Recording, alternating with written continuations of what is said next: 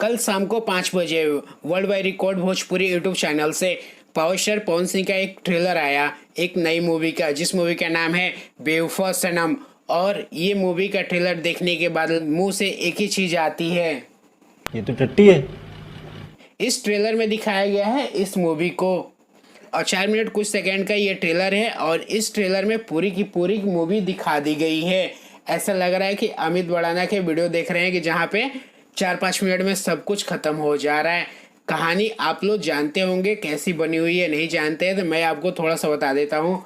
Power star Pawan Singh starting में दिखाया जाता है कि ये एक काफ़ी बिगड़े हुए इंसान है, अलग अलग लड़कियों के साथ फ्लर्ट करना, लड़कियों के साथ रहना और ऐसी ऐसी लड़कियों के साथ रह के छोड़ देना उनको। ऐसी ही एक स्मृति सिन्हा के प्यार में फंस जाते हैं और उसके बाद इनसे शादी हो जाती है। फिर भी ये इंसान शादी के बाद नहीं रुकता है और फिर से एक नई लड़की के साथ फ्लर्ट करता है, लिविंग रिलेशनशिप में रहता है शादी के बाद भी। वही इनकी पत्नी स्मृति सिन्हा को जब पता चलता है तो उस लड़की के घर पहुंच जाती है और फिर उससे झगड़ा होता है और वो लड़की वहीं पे मर जाती है। फिर स्मृति सिन्हा को जेल होती है। अब बस कहानी इधर ही घूमती फिरती रह जाती है, जो कि ट्रेलर में ही क्लियर दिखा दिया गया है कि ये मूवी है।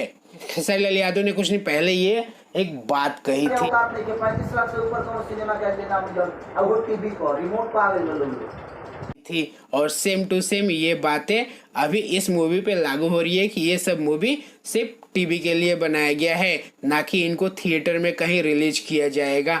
बाकी चलिए इस वीडियो में इतना है। मैं डोनेट यादव, मिलते हैं किसी और वीडियो में, तब तक के लिए जय श्री कृष्ण।